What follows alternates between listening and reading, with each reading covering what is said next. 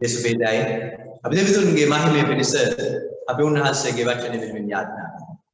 ස්වර්ගද පොළොවේද සියලු බලයන් දාව ජීවමාන පියාණනි අපි ඔබ ඉදිරියටත් වෙනවා. ඔබගේ හඬ අපට ආලෝකයක් කරනවා.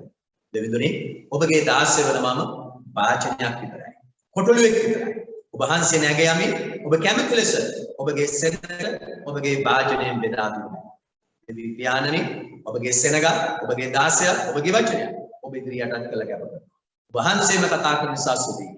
ඔබේ පුත්‍රු නාස යේසුස් ක්‍රිස්තුස් වහන්සේ උතුම් ජීවමාන නාමයෙන්. ආමේන්.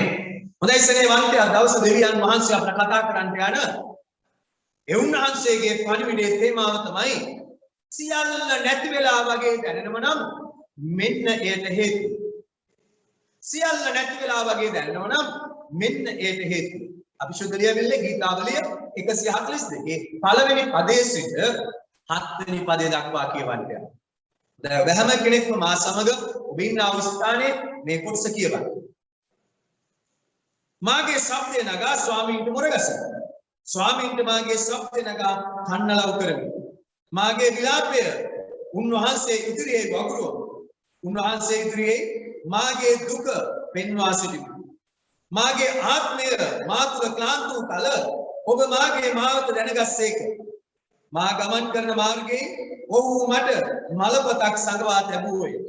මාගේ දකුණතට ඇස්සලා බැලුව මැනව. මක් නිසාද මා අඳුරන කිසිවෙක් නැත්තේ. මට රක්ෂස්ථානයක් නැති විය. කිසිවෙක් මාගේ ප්‍රාණය ගැන සලකන්නේ නැත. ස්වාමිනී මම ඔබට මොරගැසිමි. ඔබ මාගේ රක්ෂස්ථානය ජීවතුන්ගේ දේශේ මාගේ කොටසක් යයි කීවෙමි. මාගේ මොරගැසීමට කන්දුන මැනව. මක් නිසාද මම ඉතා පහත් කරනු ලැබෙමි. මට පීඩා කරන්නන්ගෙන් මා ගැලෙව්ව මැනව. මක් නිසාද ඔවුන් මට වඩා බලවත්. මා විසින් ඔබගේ නාමයට ස්තුති කරන පිණිස මාගේ ආත්මය විරගයෙන් මිදුව මැනව. ඔබ මට යහපත්කම් කරන බැරි ධර්මිෂ්ඨයෝ මා පිරිවරා ගන්නෝය. හලෙලූයා. සෙනෙහවන්තය ශුද්ධ ලියවිල්ල අපිට අද දවසේ කතා කරන පණිවිඩය තමයි මේ ගීතාවලිය 142 වෙනි පරිච්ඡේදයේ දාවිද් අසරණ වෙලා පහත් වෙලා වෙහෙසටපත් වෙලා මෙන්න මේ වෙලාවේදී ලියන්නා වූ ගීතිකාව තමයි මේ ගීතාවලිය 142 වෙනි ගීතිකාව. සමහරවිට මුළු හදවතේ කැමැත්ත ඇතුව මේ ගීතාවලිය 142 වෙනි පරිච්ඡේදයේ පද 7 කියවන විට ඔබට දැනෙයි මේක මම ගැනම නේද ලියලා තියෙන්නේ. මේක මගේ කතාව නේද? මම මේ තත්ත්වේ නේද ඉන්නේ කියලා. සෙනෙහවන්තය දාවිද් ගොලියත් මරුවට පස්සේ අපි දකිනවා මේ සාවුල් රජුරෝ දාවිද් ඊර්ෂ්‍යා කරනවා. දාවිද් ඊර්ෂ්‍යා කරන නිසා ඔහු ජයග්‍රහණය ලැබුණට වඩා වේගෙන් සෙනෙහවන්තය ඔහුට සිද්ධ වෙනවා මරණයෙන් ආරක්ෂා වෙන්න හැංගෙමින් පැනදුමින් ජීවත් වෙන්න. මේ වෙලාවේදී අපි දකිනවා සත්‍යාවෙන් යුතුව දාවිත් මරන්න සොයන. මේ ගෝලියත් මරුවා දාවිත්. සෙනෙහවන්තය කොහෙද යන්නේ? සත්තු පමණක් ජීවත් වෙන්නා වූ ගුහාව. තමන්ගේ ජීවිතය ආරක්ෂා කරගන්න සත්තු පමණක් ජීවත් වෙන ගුහාව. භයංකර ගුහාවක ජීවත් වෙන්න සිද්ධ වෙනවා. හිතලා බලන්න මේ ගුහාවක ජීවත් වෙන වෙලාවේදී මේ දාවිත් මොන වගේ සිතුවිලි ඇති වෙන්නේ නැද්ද? අපි දකිනවා මේ කොටස කියනකොට උට ඇති වෙනව මොනවද? දුක, කෝපය, බය, කලකිරීම. සෙනෙහවන්තේ වෙලාවේ දාවිත් මොනවද කරන්නේ? අඬමින් වැළපෙමින් යාඥා කරනවා ස්වාමිනේ මගේ යාඥාව අහන්න මාව ගලවන්න කියලා. අපි සුද්ධ ලියවිල්ල බලමු ගීතාවලිය 142 3 වෙනි පදේ. මාගේ ආත්මය මා තුළ ක්ලාන්ත වූ කල ඔබ මාගේ මාවත දැනගස්සේක. හලෙලූයා. ඒක නිසා අපි කියමු අපි දකිනවා දාවිද්ගේ ස්වභාවය දාවිද් සංගවන්නේ නැහැ. දාවිද් ඇත්ත වශයෙන්ම දෙවියන් වහන්සේ ඉදිරියේ කියනවා ස්වාමිනේ මගේ ආත්මය ක්ලාන්ත වෙලා. සෙනෙහවන්තේ ආත්මය ක්ලාන්ත වෙනවා කියලා කියන්නේ මොකක්ද? කනස්සල්ල, බය, කෝපය, කලකිරීම ඔහු තුල පිළිලා තිබෙනවා. මේක තමයි දාවිද් ජීවත් වුණු තත්ත්වය. ස්නේහවන්තය දාවිද් දෙවියන් වහන්සේ ජීවමාන බව විශ්වාස කරනවා. දෙවියන් වහන්සේ දාවිද් එක්ක ඉන්නවා කියලා විශ්වාස කරලා එහෙම නැත්නම් යාඥා කරන්නේ නැහැ.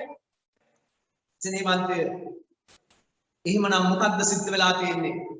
දාවිද්ගේ ආත්මය ක්ලාන්ත වෙලා දුර්වල වෙලා. ඔහු විශ්වාස කරන එක නම් ඇත්ත. ඔහු විශ්වාස කළා පියවර තබන එක ඇත්ත. ඔහු විශ්වාස කළා යාඥා කරන එක ඇත්ත. හැබැයි අපි දකිනවා දාවිද්ගේ ආත්මය දුර්වල.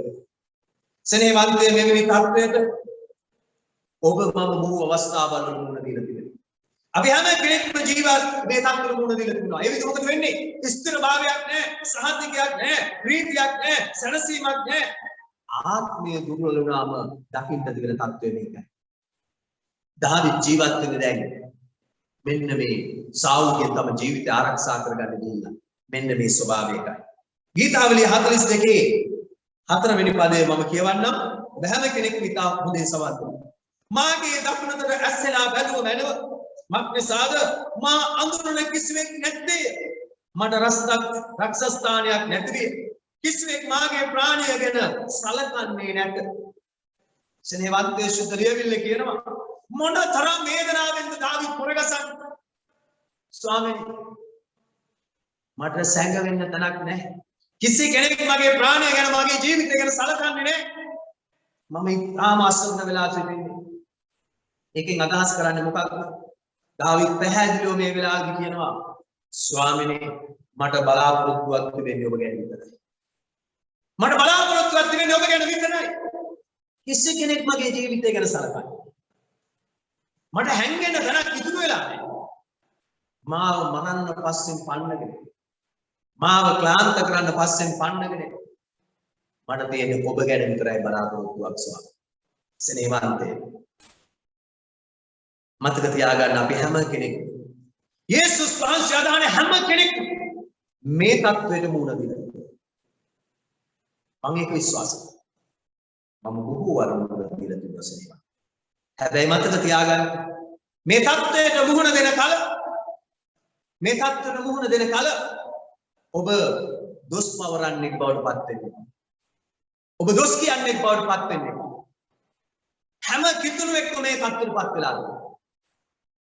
හැම කිතුණුවෙක්ම මේ තත්ත්වයට පත් වෙලා ඉන්නවා. ඒ වෙලාවදී ඔබ දෙවියන් වහන්සේ දොස් කියන්නේ නැහැ.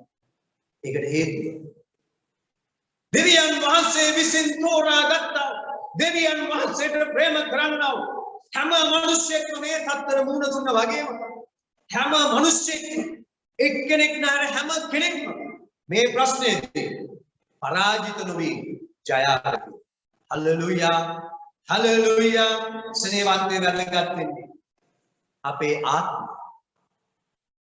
දෙවියන් වහන්සේ දිහා බලා සිටින කියන එක. අපි දන්නවා ඉස්සෙල්ලා ගීතාවලිය 142 7 වෙනි පදේ පෙන්නනවා දාවිද් කොහොමද යාඥා කළේ? දාවිද් යාඥා කළ ආකාරයට වැඩ. අපි 7 වෙනි පදේ කියමු. මා විසින් ඔබගේ නාමයට ස්තුති කරන පිණිස මාගේ ආත්මය හිරගෙයින් මිදුව මැන. ඔබ මට යහපත්කම් කරන බැවින් ධර්මිෂ්ඨයෝ මා පිරිවරා ගන්නේ. ආමේන්. ස්නේහවන්තය දාවිද් හරියට දැනගත්තා දාවිද්ගේ ප්‍රශ්නය මොකක්ද කියලා. දාවිද්ට ප්‍රශ්නයක් ආවා. දාවිද්ගේ ප්‍රශ්නය මොකක්ද කියලා දාවිද් තේරුම් ගත්තා. දාවිද් තේරුම් ගත්ත ප්‍රශ්නය තමයි මේ කැලේකට වෙලා ගුහාවකට වෙලා සත්තු විතර ජීවත් වෙන තැනකට වෙලා හැංගිලා ජීවත් වෙන එක නෙවෙයි මගේ ප්‍රශ්නේ. ඒක මට මහලු ප්‍රශ්නයක් නෙවෙයි. මගේ ප්‍රශ්නේ ඊට එහා ගිය ප්‍රශ්නයක්. දාවිද් කියනවා මට ඕක නෙවෙයි ප්‍රශ්නය. මාව මරන්න පස්සෙන් එන එක නෙවෙයි ප්‍රශ්නය. මට සැඟවෙන්න තැනක් නැති එකක් නෙවෙයි ප්‍රශ්නය. මාගේ ප්‍රාණය ගැන සලකන්නේ නැති එකක් නෙවෙයි ප්‍රශ්නය. මට ප්‍රශ්නයක් තිබෙනවා. මොකක්ද මේ ප්‍රශ්නය? මා විසින් ඔබගේ නාමයට ස්තුති කරන පිණිස මාගේ ආත්මය ඉරගෙයින් මිදුව මැනව. Hallelujah hallelujah. ස්නේහවන්තය දාවිද්ට දැනුණා මගේ ආත්මය දාවිද්ගේ ආත්මය ඉර වෙලා සිරගෙදරක දාලා හා සමානයි. මට තියෙන ප්‍රශ්නේ ඔබ නමස්කාර කරගන්න බැරි එකයි. ඒකයි මේ ප්‍රශ්නේ. අනිත් දේවල් මට ප්‍රශ්න නෙවෙයි. ස්නේහවන්තය අපි අපේ ප්‍රශ්නේ හඳුනගන්න. අපිට සියල්ල නැති වෙලා වගේ. අපි අසරණ වෙලා වගේ. සියල්ලම අපි එපා කරලා වගේ. අපිව පහත්ම තත්ත්වයට දාලා වගේ. අපිට නිඳා කරලා වගේ. අපිට යන්න මාර්ගයක් නැහැ වගේ දැනෙන්න පුළුවන්. හැබැයි සෙනෙහවන්තයේ යේසුස් වහන්සේ අදහන අය තේරුම් ගන්න ඕනේ. ඒක නෙමෙයි අපේ ප්‍රශ්නේ. ඇයි අපි එතනට වැටුනේ? ඇයි අපි මේ තත්ත්වය තුල යන්නේ? අපේ ආත්මයේ ස්වභාවය අපි අඳුන ගන්න ඕනේ සෙනෙහවන්ත. මතක තියාගන්න. කුඩා දාවිද, යෞවන වයසේ දාවිද තාත්තගේ වැටලුව බලා ගන්න වෙලාවේදී කැලේ තාත්තගේ වැටලුව බලමින් හිටියේ. වලස්සු ආවා කණෙන් අල්ලලා පොළවේ ගැහුවා. බය වුණේ නැහැ. රාත්‍රියේ වෙවුළුවේ නැහැ. ඔවුන්ලෝ රාත්‍රියේ දෙවියන් වහන්සේ ප්‍රශංසා කරා කියලා සුද්ධ ලියවිල්ල ලියලා තියෙනවා. ඔවුන්ට බයක් කියන දෙයක් දැනුනේ නැහැ. ඔව් බය පස්සේ ගියේ නැහැ. තරුණ දාවිද සෙනෙහවන්තයෙ විතරක් නෙමෙයි. ඔබ දන්නවා ගෝලියත් ඉස්සරහදී දාවිද ක්‍රියා කළේ කොහොමද කියලා? ගෝලියත් ඉදිරියේ දාවිද කතා කළේ කොහොමද කියලා? අපි බලමු 1 සාමුවෙල් 17:45 වෙනි පදය. එවිට දාවිද තෝ කඩුවක්ද හෙල්ලයක්ද කුඩා හෙල්ලයක්ද රැගෙන මා ළඟට එන්නේය. මා වනාහි තා නින්දා කළ ඊශ්‍රායල් සමුද්‍රවල දෙවියෝ සේනාවල ස්වාමින් වහන්සේගේ නාමයෙන් තා ළඟට හලෙලූයා. සෙනෙහවන්තය මතක තියාගන්න. දාවිද ගෝලියත් ළඟට ගියේ කොහමද? සිංහ පැටවෙක් යනවා වගේ. කිසිම බයක් නැහැ. කිසිම වෙවුලුමක් නැහැ. නිර්භීතව ගියා. ආගේ නාමයෙන්ද? සේනාවල ස්වාමින් වහන්සේගේ නාමයෙන්. එනම් මොකක්ද දැන් දාවිද්ට වෙලා තියෙන්නේ? සෙනෙහවන්තය. ඔහු දෙවියන් වහන්සේ විශ්වාස කරන එක ඇත්ත. ඔහු දෙවියන් වහන්සේ ආරක්ෂා කරන බව ඇත්ත. ඔහු කියනවා ස්වාමීනි මම ඇත්තම කියන්න මගේ ආත්මය ක්ලාන්ත වෙනවා. ඔබ ඔබේ ප්‍රශ්නයට එහයින් තිබෙන සැබෑ වූ කාරණාව තේරුම් ගන්න. මේ හැම ප්‍රශ්නයකටම මූලික හේතුව ආත්මය දුර්වල වෙලා. ආත්මය ක්ලාන්ත වෙලා. ආත්මය ක්ලාන්ත වෙච්ච භාවයේ දුර්වල වෙච්ච භාවයේ පිවිදීමට ගෙනා ඒ මිනිස්සයා හැම ප්‍රශ්නකින්ම ජය ගන්නට යනවා. Hallelujah hallelujah. යේසුස් වහන්සේ අදහන ඕනම කෙනෙක් තුළ ප්‍රීතිය, සමාදානය, සුතිය තියෙන්න ඕනමයි. ප්‍රීතිය, සමාදානය, සුතිය හැම කෙනෙක් ගාම තියෙනවා. වාතාවරණය කුමක් වුවත්, මුහුණ දෙන තත්ත්වය කුමක් වුවත්, සෙනෙහවන්තය ප්‍රීතිය, සමාදානයත්, ස්තුතියක් තියෙනවා. යමෙක් තුල ඒක නැහැයි කියලා කියන්නේ ඔහුට ආත්මික ප්‍රශ්නයක් තිබෙනවා. මේ තේරුම් ගත්ත දාවිද් කියනවා ගුහාවේ ඉඳගෙන ස්වාමීනි මට ඔබට ස්තුති කරන්න අවස්ථාවක්. මට මේවා ප්‍රශ්න නෑ නෙවෙයි. මට ප්‍රශ්නේ මගේ ආත්මය ක්ලාන්ත වෙලා. ආත්මය ක්ලාන්ත වෙලා. සෙනෙහවන්තය කොරෝනා එක නෙමෙයි අපේ ප්‍රශ්නේ. ඔබ දන්නවා දෙවියන් වහන්සේගේ දාසය ලෙස මරණයකට මුහුණ දුන්නා. සල්ලි කර්මයකට මුහුණ දුන්නා. සෙනෙහවන්තය බොහෝ දෙනෙක් මුහුණ දුන්න බව ඇත්ත. නමුත් එවැනි මේ ප්‍රශ්නය ආත්මය ක්ලාන්ත වෙලාද නැද්ද කියන එක. ඒ නිසා ඔබ ඉන්න තත්ත්වය කුමක් වුණත් ඔබ මොන දෙයක මුහුණ දුන්නත් මතක තියාගන්න ඔබේ ආත්මය ක්ලාන්ත වෙලාද නැද්ද කියලා හොයලා බලන්න. සෙනෙහවන්තය යහපතේදී විතරක් සියල්ල හොඳින් සිදු වෙන වෙලාවදී විතරක් නම් අපි දෙවියන් වහන්සේට සුප්‍රශංසා කරන්නේ. සියල්ල හොඳින්ම තිබෙන වෙලාවදී විතරක් නම් අපි දෙවියන් වහන්සේට ප්‍රශංසා කරන්නේ. අයහපතට හැරිලා අමාරුකම් මැද්දේ යද්දී පීඩාව මැද්දේ යද්දී අපි දෙවියන් වහන්සේ ප්‍රශංසා කරන්නේ නැත්නම් ඒ මිනිස්සයා ආත්මිකව දුර්වල වුණා වගේ. සුද්ධ ලියවිල්ල එහෙම අපිට පැහැදිලි. සෙනෙහවන්තය දාවිද් ස්තුති කරන්න ඉල්ලුව විතරක් නෙමෙයි. දාවිද් ස්තුති කරන්න ඉල්ලුව විතරක් නෙමෙයි. දාවිද් ස්තුති කළා සෙනෙහවන්තය. දාවිද් මේ අදුරාමිය ගුහාවේ ඉන්න වෙලාවේ ලිව්වා වූ ගීතිකා දෙකක් තිබෙනවා. එකක් තමයි ගීතාවලිය 57, අනිත් එක තමයි ගීතාවලිය 142. අපි ගීතාවලිය 52 එකේ ඉඳලා 3 දක්වා මොහොතක් බලමු. දෙවියන් වහන්සේ මට කරුණා කළ මැනව, මට කරුණා කළ මැනව, මක්නිසාද මාගේ ආත්මය ඔබ සරණ කොට ගනී. එසේය මේ විපත්තිය නිම වෙන තෙක් ඔබගේ පියාපස්සේ වන සරණ කොට ගන්නෙමි. මහෝත්තම දෙවියන් වහන්සේට එනම් මට සියලු දේ කර දෙන්නා දෙවියන් වහන්සේට හඬ ගසන්නේ. මා ගිලගන්ට කැමති නැත්තා නින්දා කරන කල උන්වහන්සේ ස්වර්ගයෙන් පිහිට ඒවා මා ගලවනසේක. දෙවියන් වහන්සේ ස්වර්ගීය කරුණාවත් සැබෑකමත් එවනසේක. හලෙලූයා. සනේවන්තය මොකද මේ දාවිද් මෙතන ස්ථාගී අඬමින් වැළපෙමින් යාඥා කරනවා. ශනිකව සනේවන්තය 7 වෙනි පදයේ ඉඳලා දාවිද්ගේ ක්‍රමය වෙනස් වෙනවා. 7 වෙනි පදයේ ඉඳලා 11 වෙනි පදයේ දක්වා ගීතාවලිය 57 වෙනි පරිච්ඡේදය. අපි මොකක්ද කියමු? දෙවියන් වහන්සේ මාගේ සිත ස්ථිරය, මාගේ සිත ස්ථිරය. මම ගීතිකා කරන්නෙමි. එසේය ප්‍රශංසා ගී කියන්නෙමි. මාගේ ගෞරවය පිබිදෙව. කුඩා වීණාවත් මහා වීණාවත් පිබිදෙව. මමත් ඊතාලුවෙම උපදින්නෙමි. ස්වාමිනී, මනුෂ්‍ය වර්ගයන් අතරේ ඔබට ස්තුති කරන්නෙමි. ජාතීන් අතරේ ඔබට ප්‍රශංසා ගී කියන්නෙමි. මක්නිසාද ඔබගේ කරුණාව අහස දක්වාද ඔබගේ සැබෑකම වලාකුළු දක්වාද විශාලව තිබේ. දෙවියන් වහන්සේ ඔබ අහසට වඩා උසස්ව වැඩම ඔබගේ මහිමය මුළු පොළවට ඉහළින් තිබේවා. හලෙලූයා. සරේවන්තයේ මේ ගුණාවක් ඇතුළේ ඉඳගෙන මේ කරන්නා වූ කන්නලව්ව සහ සුදු ප්‍රශංසාව අපි දකිනවා මේ 7 වෙනි පදයේ ඉඳලා 11 වෙනි පදයේ වෙන විට ඔහුගේ ක්ලාන්ත වෙලා තිබුණු ආත්මය නැවත පිබිදෙනවා. නැවත පිබිදුනාට පස්සේ මොනවද ඔහු කියන්නේ? සනේවන්තය ඔහුගේ මුඛයෙන් එන්නේ ඇදහිල්ලේ ප්‍රකාශ. සනේවන්තය පිබිදුනාට පස්සේ එන්නේ මොකද? ඇදහිල්ලේ ප්‍රකාශ. ඔබ බලන්න ගීතාවලිය 142 7 වෙනි පදයේ ඔහු ඇදහිල්ලේ ප්‍රකාශයක් කරනවා. මොකක්ද ඒ ප්‍රකාශය? ඔබ මට යහපත්කම් කරන බැවින් ධර්මිෂ්ඨයෝ මා පිරිවරා ගන්නෝය. හලෙලූයා.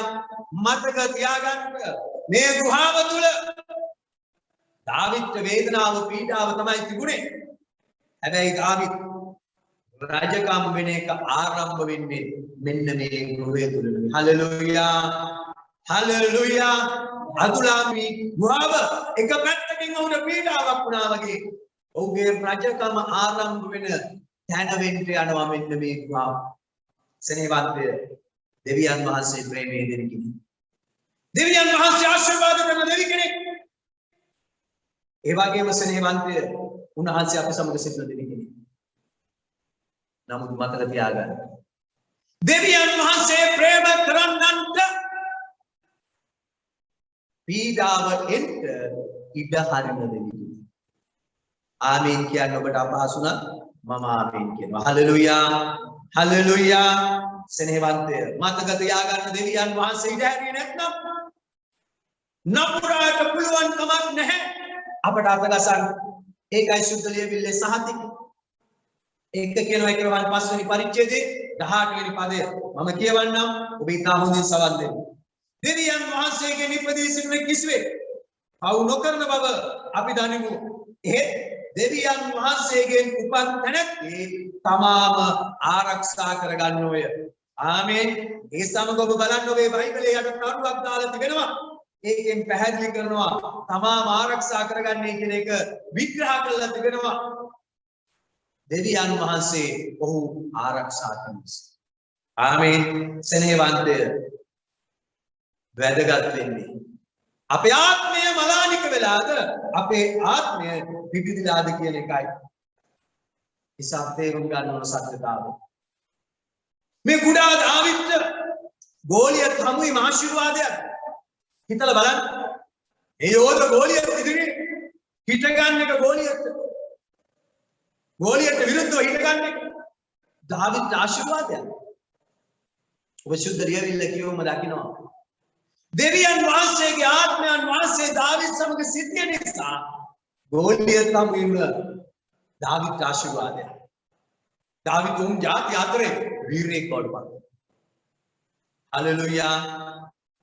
සෙනෙවන්තය දාවිත් මේ අදුලාමේ ගුහාවට යන්නේක සාවුල් මරන්න පන්නගෙන යන වෙලාවේදී මේ සත්තු විතර ජීවත් වෙන ගුහාවේ ඉන්න එක සෙනෙවන්තය ආශිර්වාදයක්.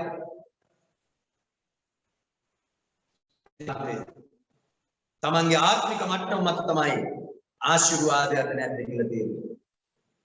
මම කිව්වා දාවිත් මේ ගුහාව ඇතුළේ ඉඳගෙන ආත්මය පිබුදුනාම ඇදහිල්ලේ ප්‍රකාශයක් කරා මොකද්ද? ධර්මිෂ්ඨයෝ මාව වට කර ගන්න යනවා. මේක ඉෂ්ට වෙලා කියලා සුදලිය පිළි කතා කරන්නේ 1 සාමුවෙල් 22 වෙනි පරිච්ඡේදයේ 1 වෙනි පදයේ සහ 2 වෙනි පදයේ. මෙන්න මෙයා කාට කියනවා. එවිට දාවිත් එතනින් ගැලවී ගොස් ඔහුගේ සහෝදරයෝද ඔහුගේ පියාගේ පවුලේ සියල්ලෝද ඒ අසා එහි ඔහු ළඟට ගියෝය. විපතටපත් වූ සියල්ලෝද නායකවරු සැදි සියල්ලෝද නොසතුටු සිත් ඇති සියල්ලෝද ඔහු වෙතට රැස් වූ. ඔවුන්ගේ අධිපති ආවිය. මෙසේ ඔහු සමග 400ක් පමණ මිනිස්සුયો ඇති වූ. ආමේන්. සෙනෙහවන්තේ මතක තියාගන්න. ආත්මය මලානික වෙලා තියෙන වෙලාවෙදී කරන ප්‍රකාශ වැඩක් නැහැ. ආත්මය දුර්වල වෙලා තියෙන වෙලාවෙදී කතා කරන දේවල් වැඩක් නැහැ. දාවිත් එක දෙයක් තේරුම් ගත්තා. දාවිත්ගේ ප්‍රශ්නේ මොකක්ද කියලා.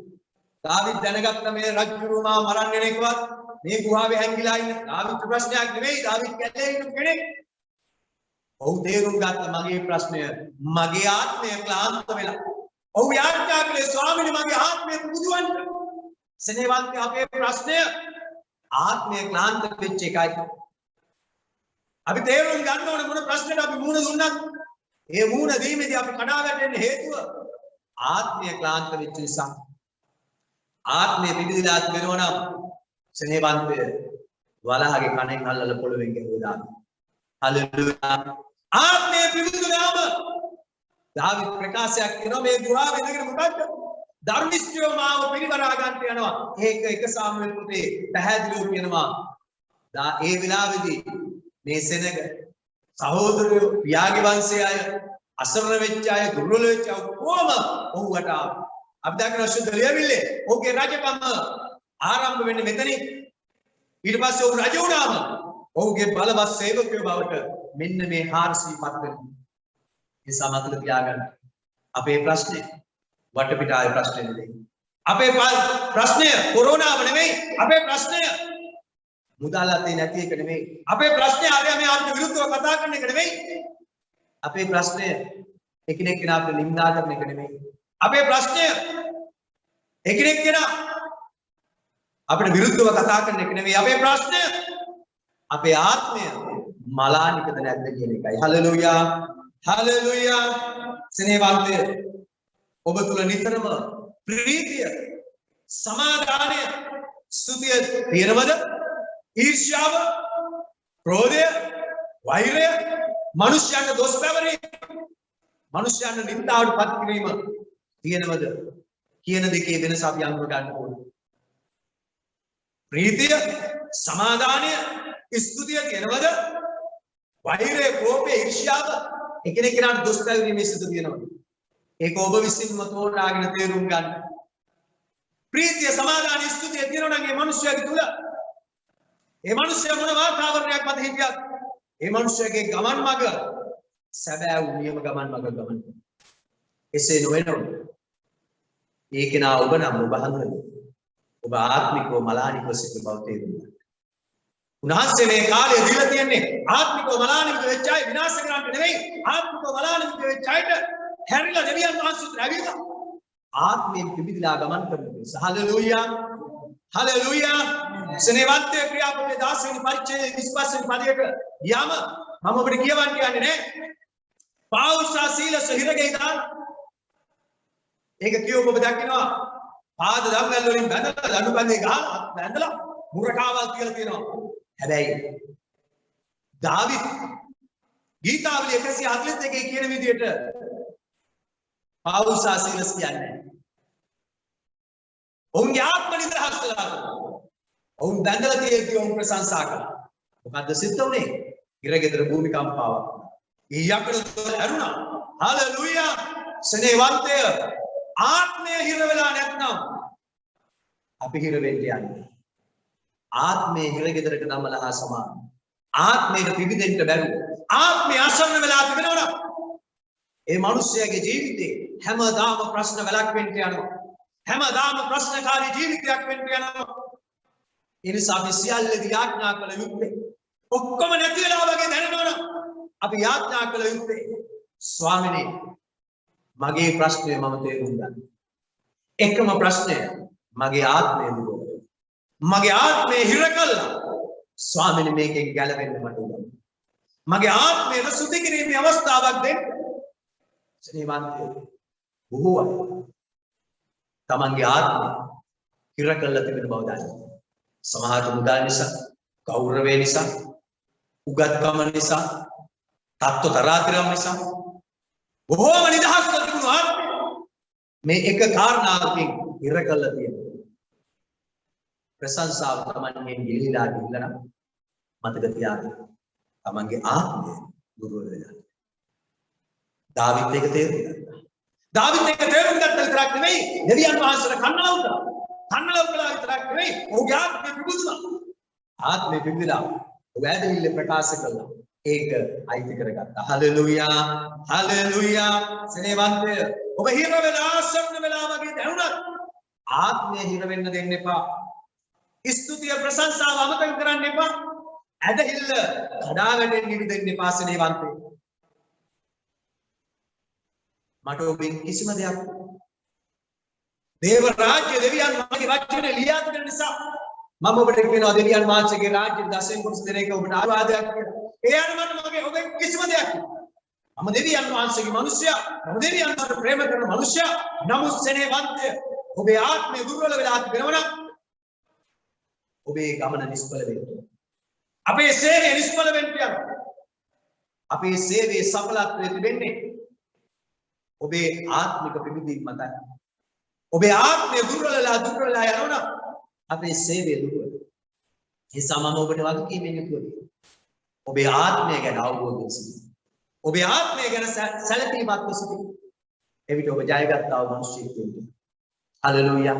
ඔබ මොන තැන හිටියත්, මොන දේශේ හිටියත්, ඔබ එක කාමරයකට වෙලා ගුලි වෙලා හිටියත්, ඔබ අනිත් අයගෙන් වෙන් වෙලා තනියම හිටියත්, මට ওই දේශනාව වැඩක් නැහැ කියලා හිටියත්, ඔබේ කම්වලට මේක ඇහුණොත් මතක තියාගන්න. ඔබ එහෙම ඉන්න. ඔබේ ආත්මය දුර්වල වෙලාද නැද්ද කියලා බලන්න. හලෙලූයා. හලෙලූයා. ඒකට එකතු වෙලා අම්මලා තාත්තලා දරුවෝ දෙවියන් වහන්සේ නමස්කාර කළා වගේ දුර්වල වෙලා එකිනෙක ඈත් වෙලා. ඇයි? ආත්මය දුර්වල වෙච්ච නිසා. ආත්මය දුර්වල වීම ඊටාම භයානකයි. ආත්මය දුර්වල නොවේ. දිගින් දිගටම ප්‍රශ්න මැද්දේ විතරක් ගමන් කරන්නේ. ඒ සෞභ්‍ය ආත්මය විවිධන දෙස් ස්වාමීන්ට මොරගසන්න. සෙනෙවත් එක්තරා පාස්ටර් කෙනෙක් හිටියා. ඒ පාස්ටර් මාත් එක්ක කාරණා බෙදාගත්තා. ඔබ පැහැදිලිව කිව්ව දේ තමයි පාස්ටර් මගේ මව මගේ භාර්යාවට විවිධ ආකාරයේ ප්‍රශ්න ඇති කරන්න ගත්තා. මම දැනගෙන හිටියේ ඔව් ඇත්ත මගේ මවගෙන් මගේ භාර්යාව විවිධ ආකාරයේ ප්‍රශ්න එනවා. ඇයට ඒව දරා ගන්න බැරි බව මම තේරුම් ගත්තා. දවසක් ඇය සියලුම ඇගේ බඩුමලු පැක් කරගෙන ඇය කිව්වා මම යන්න යනවා මම ආයිමත් එන්නේ. සෙනෙවන්තය. දෙවියන් වහන්සේගේ දාසයා භාර්යාව ගාවට ඇවිල්ලා යම් කතාවක්. ඊට පස්සේ අය බඩුමලු ටික ඔක්කොම ගෙයින් තියලා ඇය තීරණයක් ගත්තා. අදින් පස්සේ මම කවදාවත් ඔයාවත් මේ ගෙදරවත් දාලා යන්නේ. මොකද්ද මේ දාසයා කිව්වේ? සෙනෙවන්තේ දාසයා කිව්වා ඔබට මගේ මවගෙන් ලැබෙන පීඩාව ඒක මම ඔබට ප්‍රේම කරනවට වඩා විශාල නම් ඔබ මේ ගෙදර අත්හැරලා යන්න. නමුත් මවගෙන් ලැබෙන පීඩාවට වඩා මාගේ ප්‍රේමය විශාල නම් ඔබ මේ ගෙදර ඉන්න. සෙනෙවන්තය අපි මතක තියාගන්න. අපි මුහුණ දෙන තත්ත්වයට වඩා පීඩාකාරී තත්ත්වයන් වලට වඩා අපේ වෙහෙසකාරී තත්ත්වයන් වලට අපේ විරුද්ධව සිත ගන්නන්ට වඩා අපිට වෛර කරන්නන්ට වඩා අපිට චෝදනා කරන්නන්ට වඩා අපගේ ආර්ථික ප්‍රශ්න වලට වඩා අපගේ රෝගී තත්ත්වයන් වලට වඩා අපිට ප්‍රේම කරන කෙනෙක් සිටිනවා. ඒ තමයි ස්වර්ග බලධාරී දෙවියන් වහන්සේ. ජීවමාන යේසුස් ක්‍රිස්තුස් වහන්සේ. ආමේන්. සෙනෙහවන්ත. ඒ ප්‍රේමය හඳුනගන්න. මේ වටපිටාවේ තියෙන ප්‍රශ්න අපේ ප්‍රශ්න වෙන්න යන්නේ. ඒ ප්‍රේමය හඳුනගන්න මනුස්සයා දාවීද්. දෙවියන් වහන්සේගේ සිතට එකතු මනුස්සයා දාවීද්. ඔව් තේරුම් ගන්න. මට ප්‍රශ්න එනවා. මට පීඩායි. එහි හේතුව මගේ ආත්මය දුර්වල වෙච්ච නිසා. නිසා සෙනෙහවන්තේ ඔබේ ආත්මය ක්ලාන්ත වෙන්න දෙන්න. ඔබේ ආත්මය අවදි වෙන්න. අවදි වෙන පිණිස ආඥා කරන්න. සියල්ල නැති වෙලා වගේ දැනෙනවා නම් ඔබේ ආඥා කරන්න ස්වාමී. මගේ ආත්මය මගේ ආත්මය අවදි කරන්න. මට ඔබට ප්‍රශංසා කරන්න. එවිට එනවා මුකෙන් ඇදහිල්ලේ ප්‍රකාශ. දාවීද් මුකෙන් ආවා. ඉරගෙන ගුහාවෙත් සත්තු අතරේදී ඔහුගේ ප්‍රකාශයක් ආව මොකක්ද? ධර්මිෂ්ඨයෝ මාව වට කරගන්න. ඒක 1 සාමුවෙල් පොතේ 22 වෙනි පරිච්ඡේදයේ ඉස්තුනා. ඔබ ඔබේ ආත්මය අවතුරු ගන්න. ඔබ කියන ඇදහිල්ලේ ප්‍රකාශ. ඔබටත් ඔබගේ පවුලටත් ආශිර්වාදයක් වෙන්න යනවා. ආමේන්. අද මේ අනන්ත වූ සබත් දවසේ ඔබ හැම කෙනෙක්ට සියල්ල නැති වෙලා වගේ දුක හිතිලා අසරණ වෙලා කියලා දැනෙනවා. ඔබ තේරුම් ගන්න. ඔබේ නියම ප්‍රශ්නය කොහොමද? ඔබේ ආත්මය දුර්වල වෙලා නම් ඒ අවදි කරගන්න පිණිස දෙවිඳුන් ඉදිරියේ දනගසන්න. හොඳයි අපි හැම කෙනෙක්ම නැගී සිටිමු. අපේ දෙවිඳුන්ට දෑත් ඔසවමු.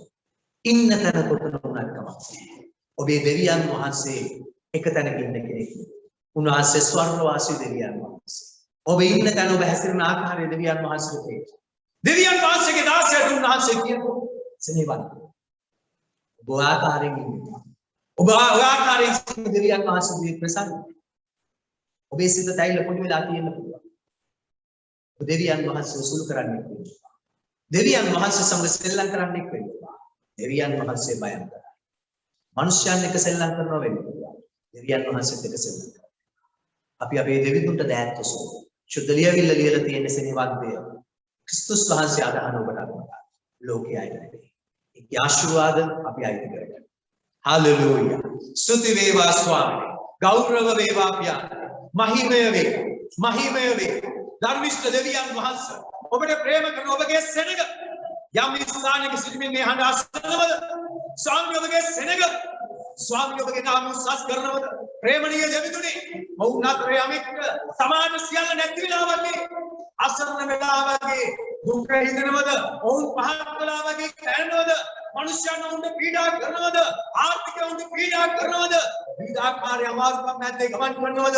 යේසුස් ක්‍රිස්තුස් වහන්සේගේ නාමයෙන් ඒට හේතුව ස්වාමිනේ ඒ කෙනෙක්ගේ ආත්ම දුර්වල වී තිබෙන බව අවබෝධ කරගෙන ආත්ම පුදුව ගන්නට ශක්තිමත් ආත්මයක් ඇතුව විවිධ ආත්මයක් ඇතුව අන්ධකාරයේ බලපෑම් වලට විරුද්ධව ඇදහිල්ල ප්‍රකාශ කරන්නට ඔබගේ කරුණාව තුලින් සම්මුදයන් වේශුද දායතර බාර කරනවා ස්වාමීන් ඔබගේ සෙනග මිනිස්යන්ව රවටන්න නුවත් ඔබව රවටන්න බැරි බව තේරුම් අරගෙන මිනිස්යන් සමග සෙල්ලම් කරන්නන් බවට පත්ව සිටියත් දෙවියන් වහන්සේ සමග සෙල්ලම් කරන්න බැරි බව තේරුම් අරගෙන ස්වාමීන් ඔබ ඉදිරියේ ආත්මය ගොඩනගා ගන්න අවශ්‍යනකම් බවට පත් කළ නැහැ. දැන් ඔබේ ශුද්ධ දායතර බාර කළා ඔබගේ මහිමේ පිණිස මුළු සෙනගට ඔබගේ දාස ලෙස මම ආශිර්වාද කරනවා. ඔබ ආශිර්වාද කරන සාසුදී කියන සියලු ගෞරවයත් මහිමයත් මලානික වත් දුර්වල වත් ජයග්‍රහණයට එන පිණිස ශක්තිමත් කරන සායිසු සියලු ගෞරවයත් මහිමයත් දීලා ඔබගේ දාස ලෙස ස්වාමීන් ඔබගේ සෙනගට ආශිර්වාද කරනවා නැවත නැවත. ඔබ ආශිර්වාද කරන සාසුදී කියනවා නැවත නැවත.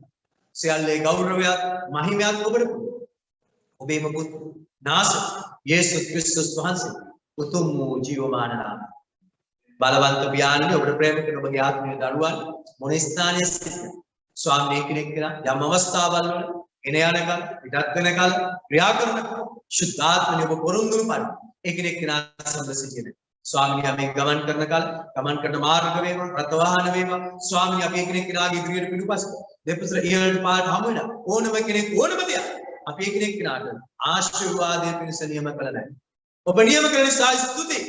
ඒ සියලු ආශිර්වාද අප දැනටමත් භුක්ති විඳිමින් දැන් ස්වර්ගයේ වැඩ සිටින දෙවියන් වහන්සේගේ උතුම් වූ කරුණ නාසරු යේසුස් ක්‍රිස්තුස් වහන්සේගේ නොමියෙන ප්‍රේම සුද්ධාත්මයන් වහන්සේගේ මඟ පෙන්වීම සානුක ඔබගේ නාමික පැමිණීම දක්වා අප සියල්ලන් හා සමග වේ. ආමේන්. ආමේන්. ආමේන්. යේසු පිටායි